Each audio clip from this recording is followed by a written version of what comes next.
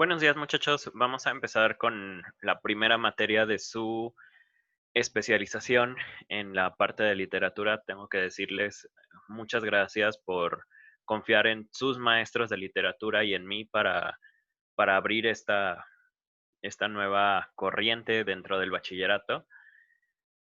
Como saben, las especializaciones son como pequeñas carreras o pequeños cúmulos de conocimiento que sus compañeros no van a tener, así como los que se fueron a artes visuales, por ejemplo, se van a empezar, perdón, a especializar en dibujo.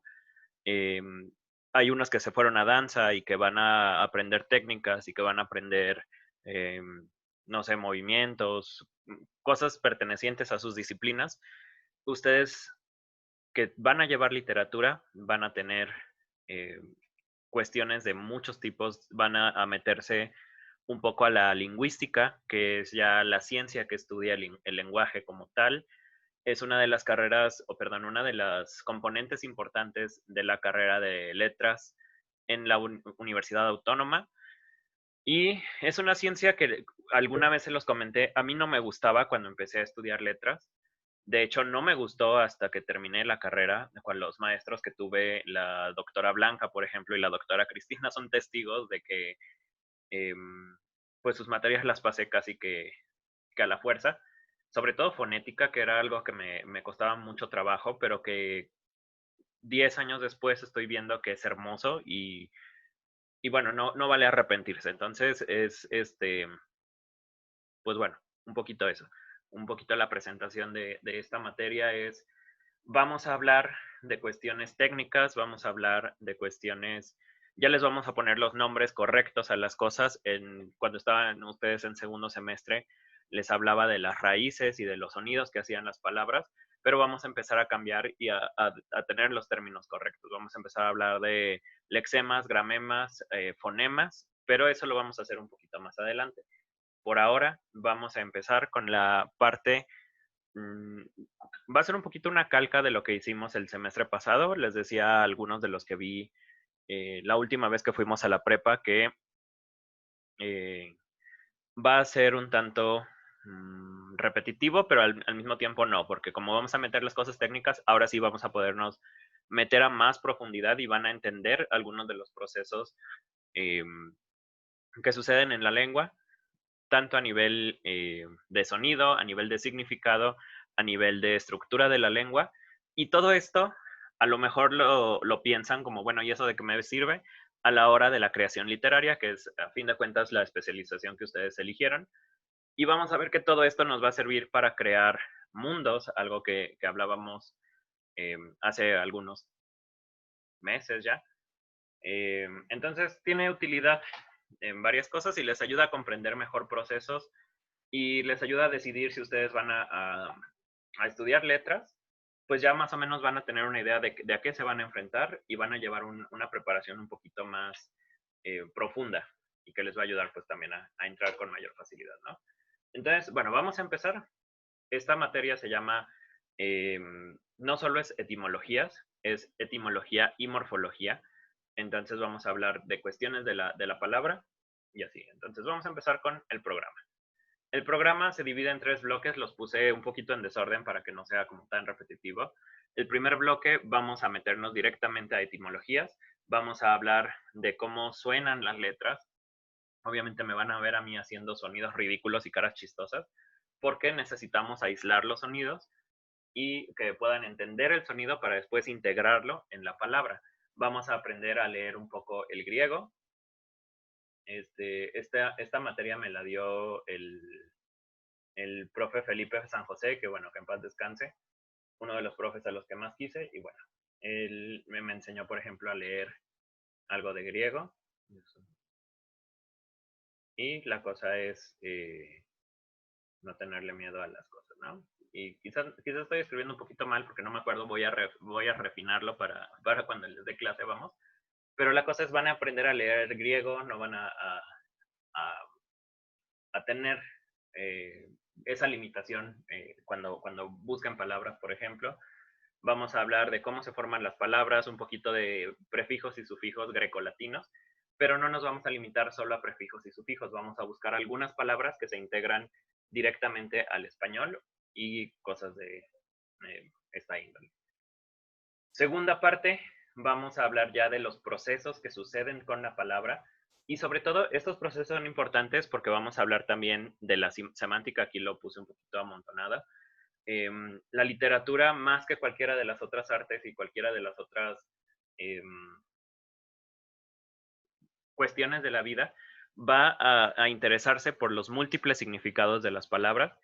Cuando hablábamos de la metáfora, cuando hablábamos de poesía, por ejemplo, les decía que una palabra va a fusionarse con otra palabra y decir el sol navega, por decir algo, va a mezclar las características de un barco, por el verbo navegar, con las características del sol, que es una estrella, y bueno, va a tener estas cosas, ¿no? Entonces, vamos a hablar de semántica en el segundo bloque. Aquí está. Pero no solo eso, vamos a hablar de procesos que ya habíamos un poquito mencionado. Por ejemplo, cuando traemos una palabra del inglés como stalkear, que es una de las que utilizo frecuentemente, y cómo el español está, es una lengua que está tan especializada en protegerse, digámoslo así, que podemos meterle 500 palabras de otro idioma y las 500 las va a transformar al español. El español es muy difícil que se destruya, digámoslo de alguna manera, porque está especializado en absorber palabras de otros idiomas. Ahorita vamos a ver por qué. Y última cosa, vamos a hablar de estos mismos fenómenos, pero ya en otros niveles. Entonces, esos son los 3 bloques de esta materia de etimologías y morfología.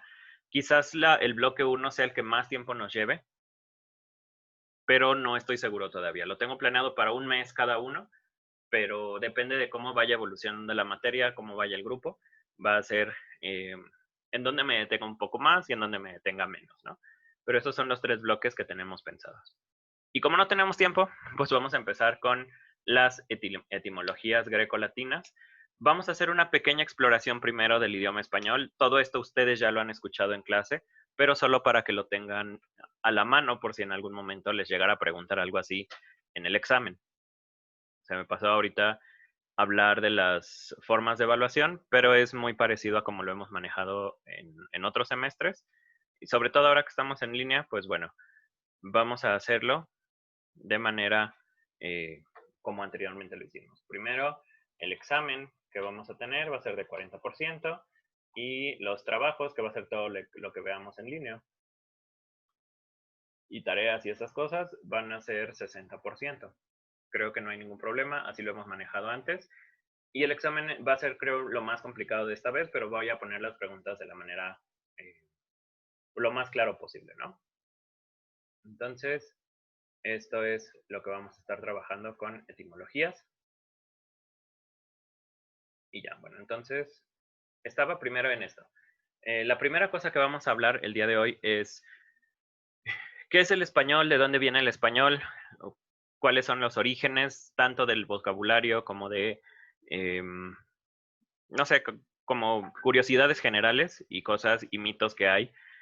Voy a tener que corregir algunas de las cosas que les dije en clase porque, bueno, también ya investigué más y parece que una parte de lo que les decía estaba un poco erróneo, pero pues creo que siempre es importante saber cuándo te equivocas y decírselo a tus alumnos, ¿no?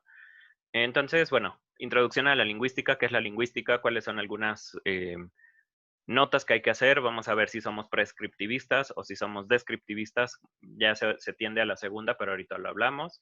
Datos generales del idioma y sobre todo lo que más me interesa de este primer clase que vamos a tener es que se emocionen por el español. El español es una de las lenguas pues más, para mi gusto obviamente, más bonitas del mundo. Se habla en por lo menos 4 continentes. Hay algunos países en Asia, algunos países en África, en Europa obviamente y en América obviamente, en los que se habla el español, entonces tiene mucho alcance y bueno, son algunas cosas que quizás no les llamen tanto la atención, pero bueno, son curiosidades, ¿no? Entonces, vamos a empezar. El español se conforma de muchas lenguas. Las principales fueron el latín y el griego. De hecho, casi todo El español viene del latín, sobre todo la estructura y la manera en que hacemos oraciones. Se los comentaba ya en clase, en el latín existe un fenómeno que se llama el hiperbatón, que es un recurso de la poesía, pero el latín es una lengua que es altamente susceptible al hiperbatón, que puede mover los bloques de significados de un lado para otro. Y como el idioma construye sus oraciones o sus frases, estos bloques quedan como bastante bien ensamblados y es difícil que se confunda, aunque lo digamos muy revuelto. Voy a poner un ejemplo aquí, a ver si me di a entender, pero creo que ya les había dicho algo así, ¿no? Por ejemplo, en español, en español podemos decir, el conde visita a la duquesa, se ve contenta y alegre. En este caso, el español nos permite hacer algunas cosas que otras lenguas difícilmente pueden imitar. Por ejemplo, aquí tenemos duquesa, que termina en A. Esta terminación nos permite que ya no repitamos al sujeto, o que ya no tengamos que decir otra vez la duquesa se ve contenta y alegre, porque tenemos la coherencia en el español. Y aquí, si quisiéramos transformar esta oración, podríamos decir,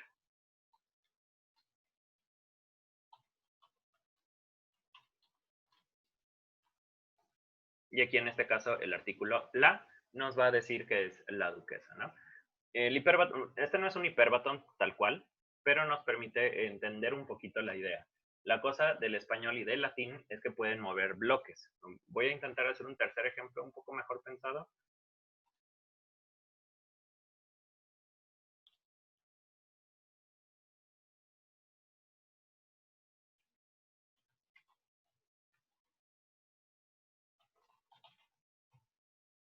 Entonces, imagínense que estoy escribiendo en el pizarrón, denme un segundo. El castillo.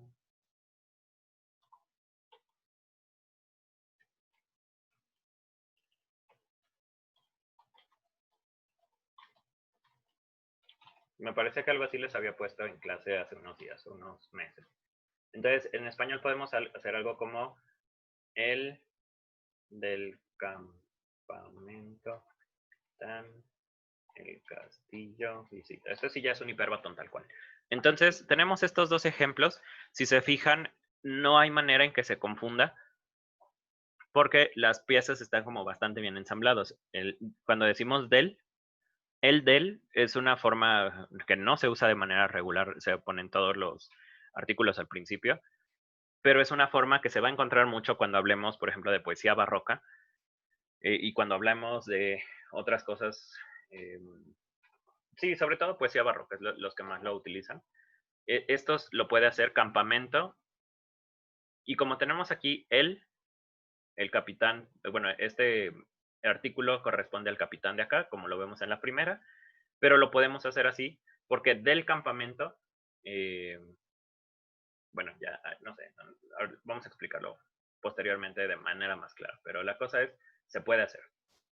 Entonces, la estructura y muchos de los procesos vienen del latín, pero también gran parte del vocabulario y algunos sonidos van a venir del griego, del árabe y del hebreo.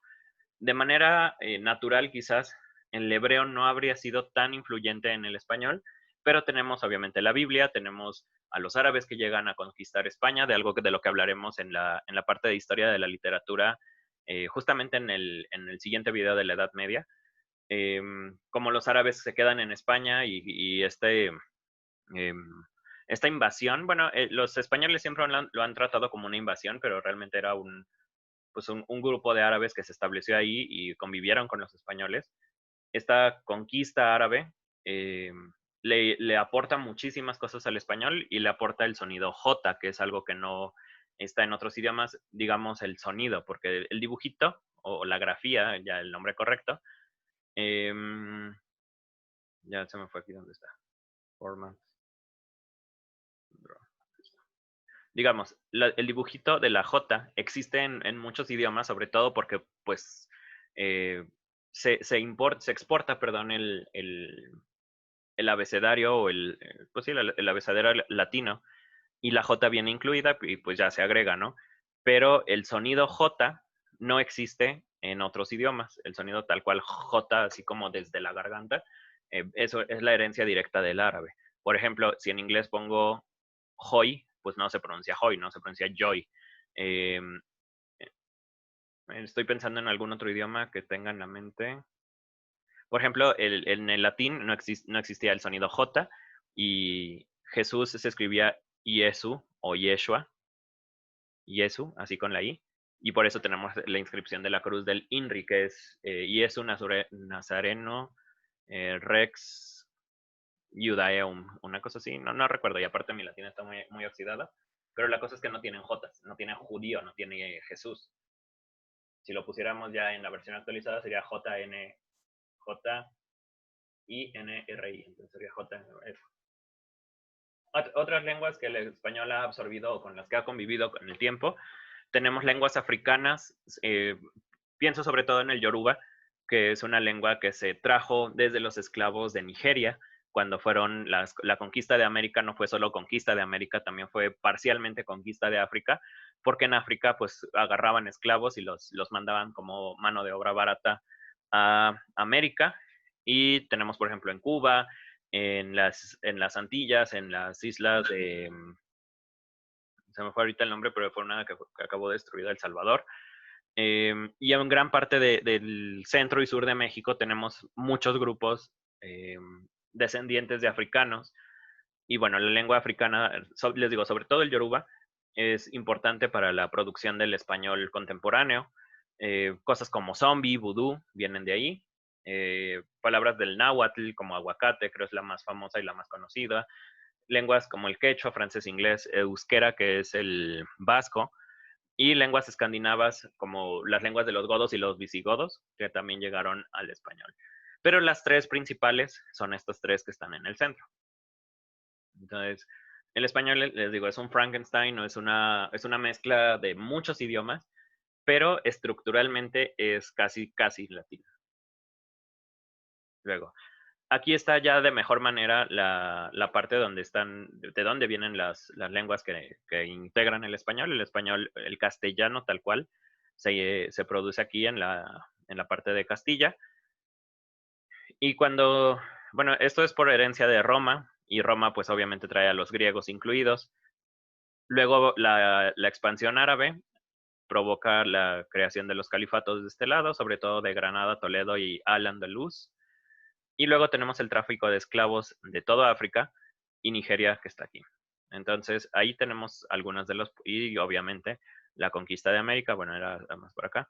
La conquista de América va a incluir muchísimos pueblos nativos que mandan sus palabras acá. Entonces, el español es como un gran hervidero, como un gran mole o un gran pozole de muchos idiomas.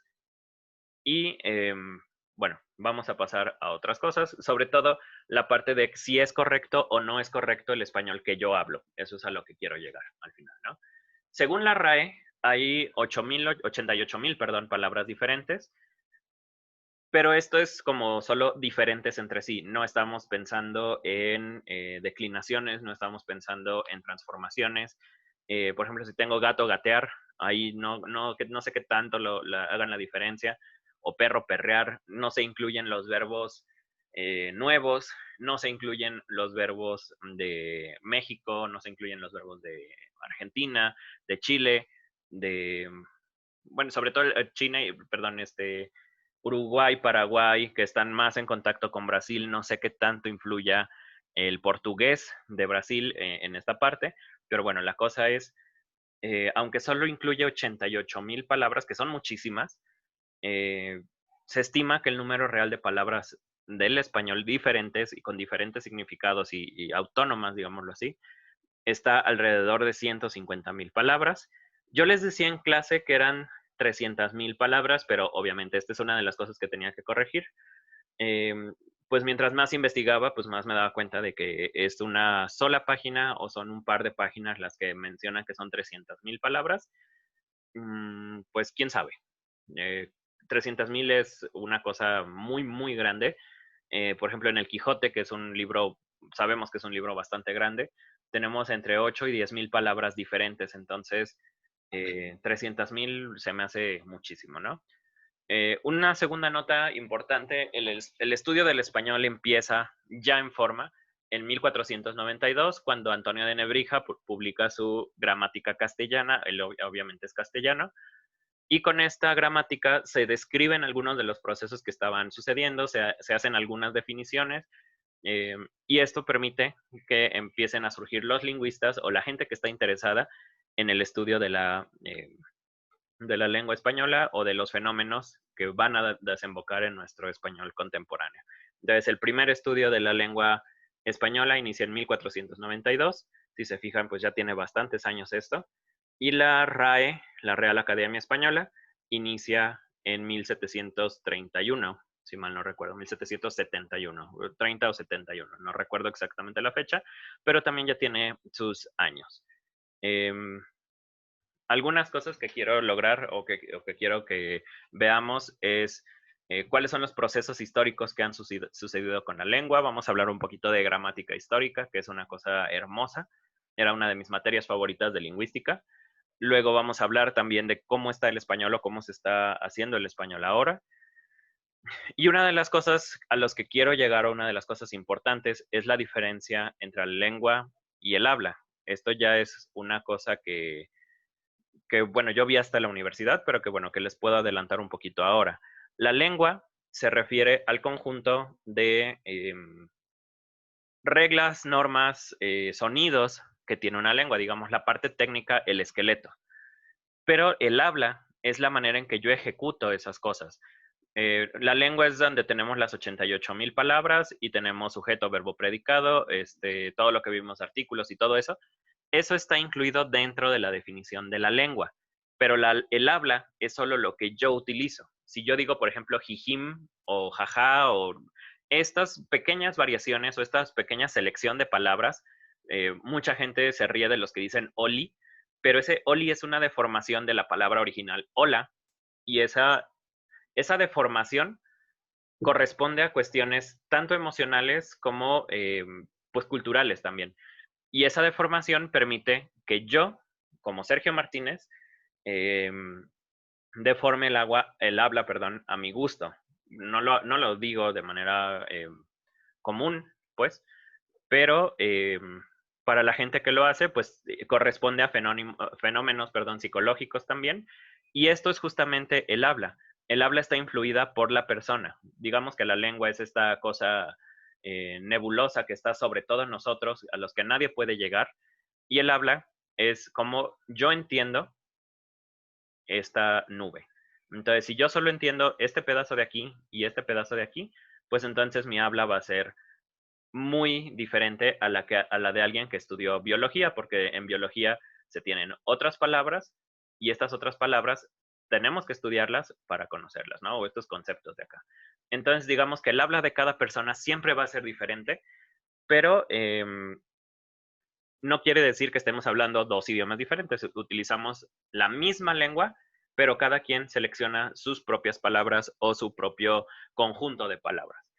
Decíamos hace unos meses que a fin de cuentas todas las palabras que yo utilice, por muy deformadas o muy especializadas que estén, tienen que tener una validación social. No puedo solo llegar a decirles bla, bla, porque no tendría sentido, ¿no? Nadie me ha dicho o no hay un acuerdo social de qué significa esa palabra y esa palabra tiende a desaparecer. De la misma manera, si tenemos una palabra que a la gente no le gusta, por muy oficial que sea o por mucho que intente imponerse de manera oficial, si a la gente no le gusta, la palabra no va a hacerse de manera, o no se va a utilizar o no se va a popularizar lo suficiente para que sobreviva más allá de los documentos. Por ejemplo, hace unos años, no sé si se sigue utilizando, espero que no, pero hace unos años estaba muy de moda una palabra que era lectoescritura. Una palabra que a mí siempre me causó muchos problemas porque está intentando combinar el proceso de lectura y escritura y son dos procesos bien diferentes. Pero bueno, esta palabra de lectoescritura, eh, no sé qué tanto éxito haya tenido, pero hace mucho que no la veo ni escuchado, ni leído, ni nada. Entonces, quizás sea una de esas palabras que fracasó porque no llegó a ser lo suficientemente popular. Tenemos una segunda nota aquí, que es vamos a identificar si yo soy un prescriptivista o un descriptivista. Hasta hace unos años, la RAE, que es bueno, siempre ha tenido la fama que es la organización chida del español, la RAE era prescriptiva. Es decir, nos decía que está bien y que no. Pero piensen de esta manera. Vimos un mapa hace rato, de hecho voy a regresar un poco a ver si me deja. Okay.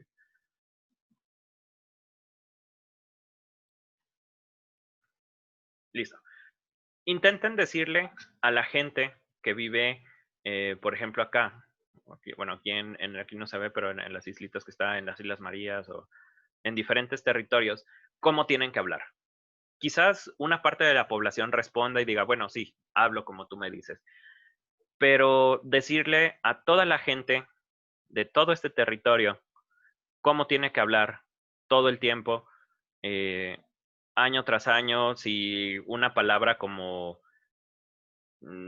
por ejemplo, los reggaetoneros que dicen perrear, decirles que esa palabra está incorrecta, pues el reggaetonero me va a decir, pues ¿y a mí qué? A mí me sirve para lo que quiero, ¿no?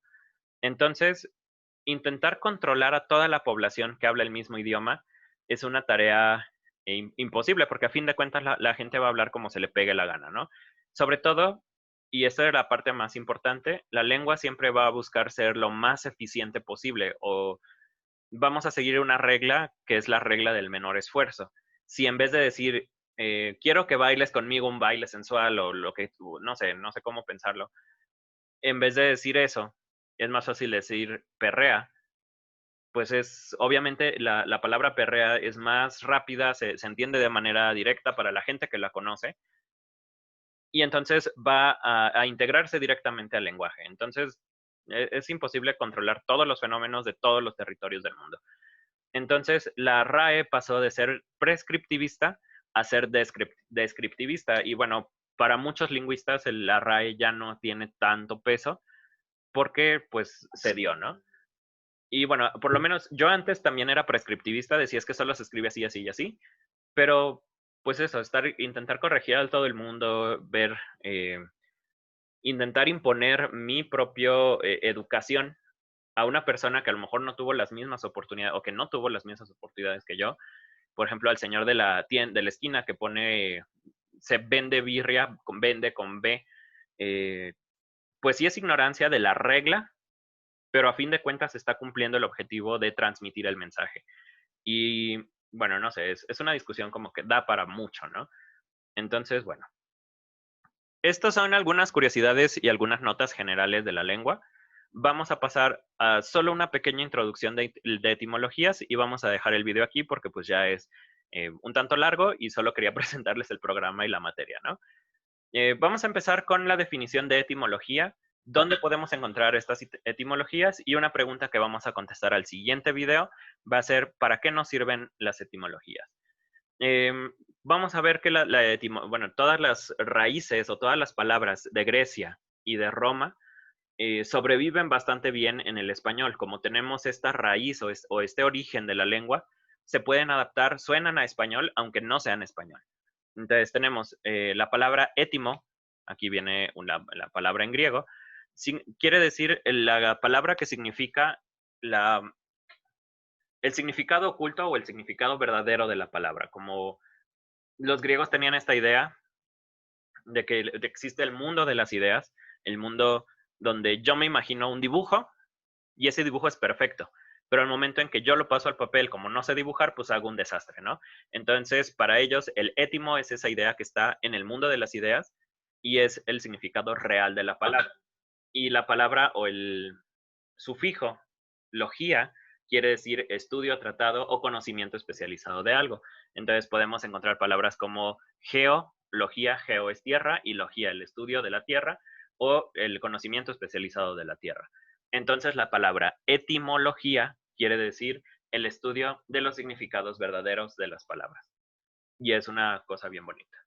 Entonces, aquí tenemos algunas cosas, algunas palabras que yo les busqué para poder empezar con etimologías.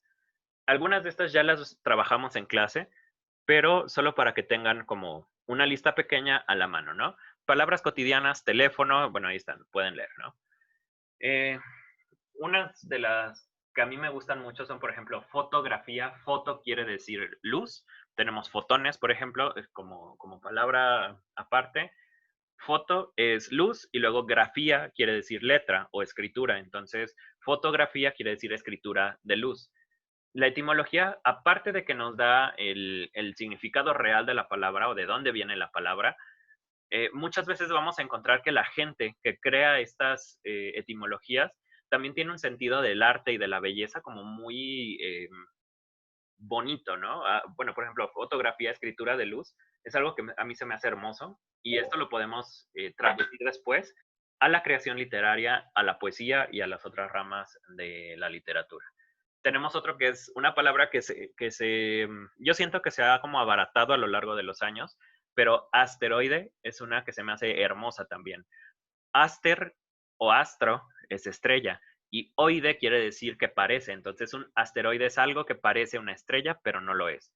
Tenemos, por ejemplo, en la medicina, tenemos, bueno, una de las cosas que les decía de estudiar etimologías es que les permite entender algunas cosas de medicina sin haberlo estudiado.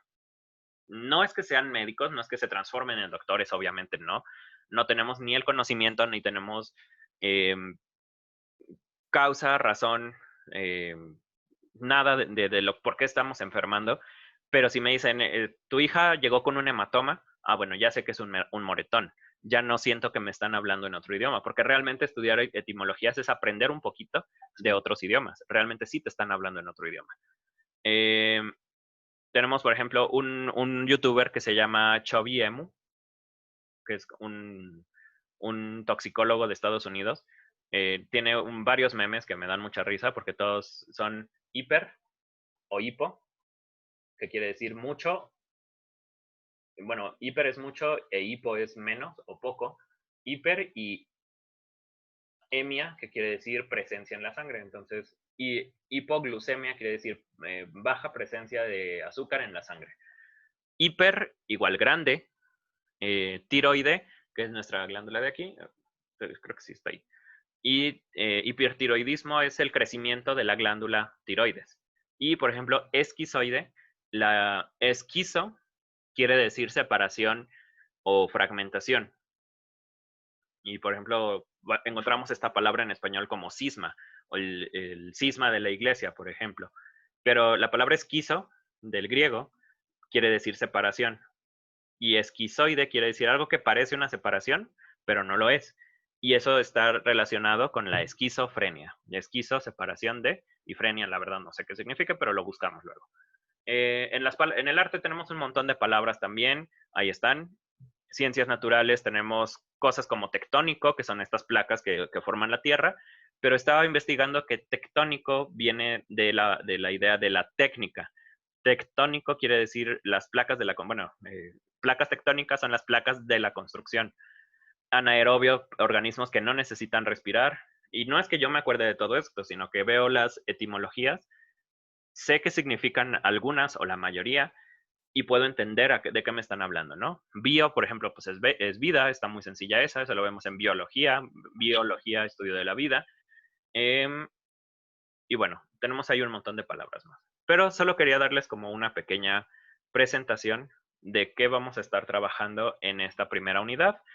Todos estos datos curiosos del español son ahora sí que adicionales, pero lo que vamos a empezar a trabajar ya a partir bien de la próxima clase van a ser etimologías griegas y latinas. Vamos a empezar con prefijos y sufijos, algo que ya trabajamos antes, entonces no va a ser muy complicado. Y ya en la próxima sesión vamos a empezar a trabajar con los alfabetos griegos y latinos. El latino ya lo conocemos, es el que usamos siempre, ¿no?